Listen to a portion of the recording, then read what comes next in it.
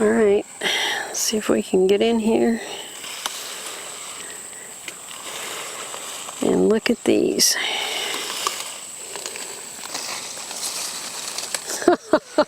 Good grief. Today is Friday, August 20th, and a couple of days ago on Wednesday, I went to check on my big experiment, my lazy gardening at the undisclosed location, and I was absolutely astounded at what I found. First, let's take a look at how the harvest went.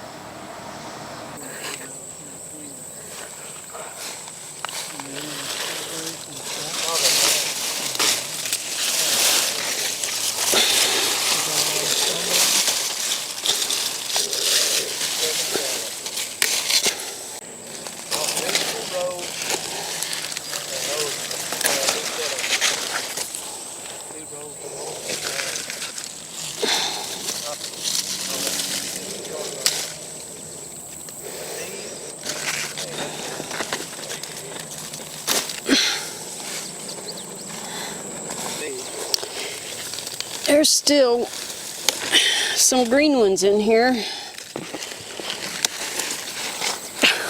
Oh, look at that one. And I'm not even halfway done with this hill. All right.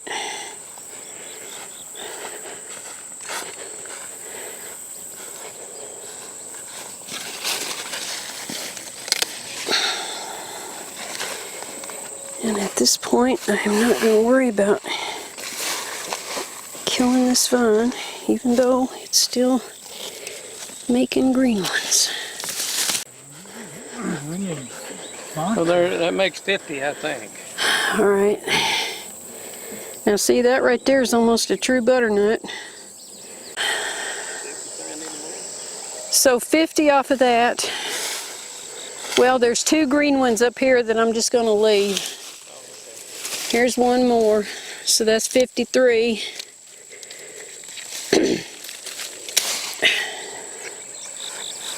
And there's another green one over there. It's little, just started.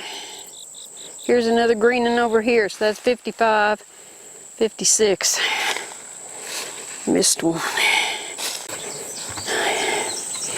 He never gets tired of pumpkin pie. Well, don't bet on it. It's gonna be the test. Okay, y'all, we got 56 off of that one hill and left 4 green ones because I ain't fooling with them. And we haven't even looked in that hill right there. But right now, I'm gonna go up the hill and look at the main one that has all my gourds and the North Georgia Candy Roasters and the Cushaws. Let's go.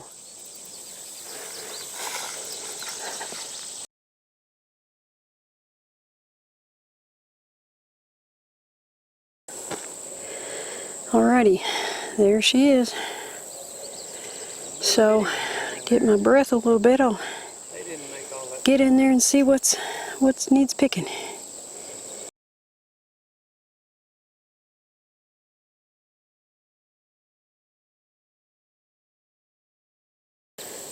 Look at all of that. Look in there. I don't know how much those weigh, but they're definitely huge.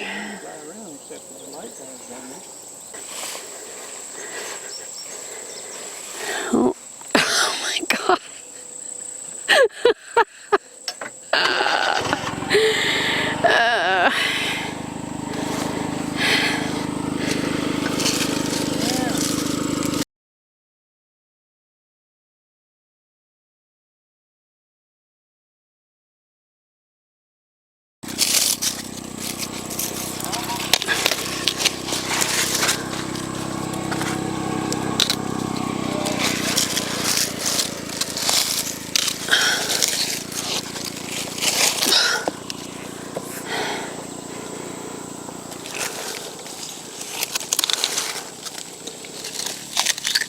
These stems are so big that I just have to cut the vine in between so that I can pick it up.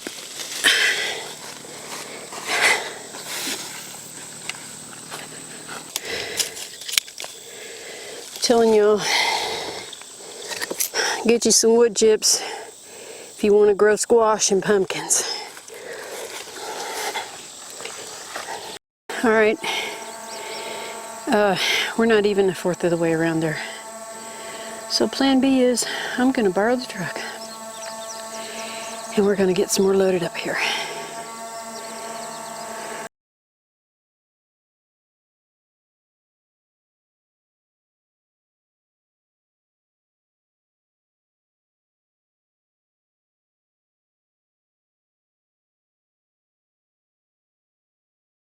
I'll grow some pumpkins, I said. It'll be fun, I said. So, I'm about 3/4 of the way around now. And we have almost a truckload. And this is not the last hill. But, as much as I've been complaining and whining about working so hard, I'm really very happy with how all this turned out.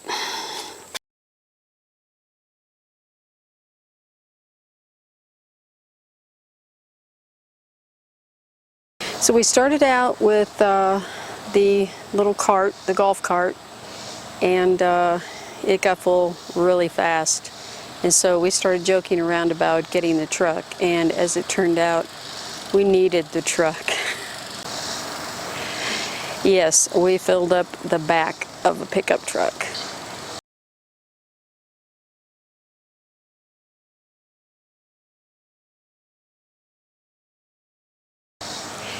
And so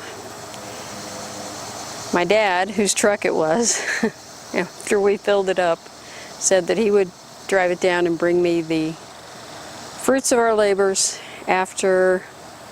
And so yesterday they brought it down, we unloaded it, and I did a count. And I haven't yet weighed things, so I'm not sure how many pounds we got, but I can tell you it is a goodly amount. I will not need any pumpkins or winter squash for a long time. Just look at that, y'all. I came out here and separated them by type and size, and I had 277 altogether. These North Georgia Candy Roasters exceeded my expectations. The seeds came from Haas Tools, and they were just tremendous. I am really, really impressed with them. I have started the experimenting with cooking and eating, and last night I took one in. There were 42 of these. I took one in that was, probably about the size of that one. Made a pie. The one weighed 8.5 pounds. So 40 of those at 8 pounds would be 320 pounds. But as you can see, some of those are going to be a lot more than 8 pounds. So yeah, I'm just blown away. Seriously, take a look at these bad boys. Pretty amazing. And I didn't do anything. We just put the seeds in the ground around May 1st. 110 days later, here we are. I got 25 cushaws. One does have a bad spot in it, so we're going to have to cook that one pretty quickly. But again, look at the size of these things. These stems were so thick that I couldn't cut them with the pruners. I had to cut the vines around the stem to get them loose. This is probably the biggest one. I haven't weighed it yet, but I'm going to. Even if we estimated an average of 10 pounds, That would be 250 pounds. So add that to our 320 with the candy roasters, and both of those I'm sure are underestimates, and that is 500 pounds of squash alone. Now let's talk about these guys. If you watched my videos last year, y'all know that I had the pumpkin that tried to take over the world. And it was a Cherokee Tan seed that ended up apparently being crossed with a butternut. You can see that I got quite a few that looked like butternuts. Now, last year's crop provided the seeds for this year's, and I can tell from the variety and the size and the shape and all of that that it might take a couple or few more generations to actually stabilize the seed into a new variety, but it is definitely prolific. And actually, I think if we wanted to grow and isolate some of these, we could do actually more than one variety. Those up there are more pumpkin-like with little short necks, and then I have got the ones that are more true to butternut. There are some smaller butternut types, and these I would guess probably weighs somewhere between a half and a pound. I'm not sure, but you know, they'll make a pie. And then there are these, which may be more true to the Cherokee Tan than the first seed that I had. This one especially looks really close to the original type, and this one does too. They might be a little bigger, I'm not sure, but this one has a little bit more of a butternut type neck. This one is a bigger pumpkin, and I don't know, I think something must have been lying on top of these and kind of made them grow funny, because this one is kind of a flat and this one is more of a pyramid type. But this one seems to be the truest to the Cherokee Tan type, so that's interesting. So I'll sit here to give you a scale of what all is going on here. It took about 4 hours total to harvest everything, and when we were done, we were done. There actually were still a few green squash on the vines, and some of them were still blooming, and it was just crazy. So what we can conclude is that growing squash, at least, and I'm sure this is probably true for every other thing, but growing on a wood chip pile is fantastic. These are the other things that grew on the wood chips. These are Goblin's egg gourds, and those seeds came from Johnny's, I believe, and these are the nest egg gourds. And honestly, I don't remember where I got the seeds for those, but these are going to make wonderful Christmas ornaments once they're dried and cured. It's going to take a little while, and probably won't be ready until next year, but I am very happy with the shape and the size.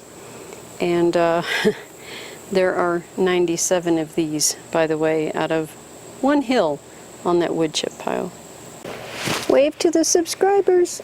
Oh, you're going to bite me. Okay. You're a mess, Eddie. So it was lazy gardening, neglectful gardening, whatever you want to call it, up until the end when the harvesting was not lazy gardening. The harvesting was actually a lot of work, but totally worth it. So if you can get your hands on some wood chips big enough to make a pile, try it out, go for it. And I hope you're happy with your results, as happy as I am with mine. So thanks for watching, and I will see you next time.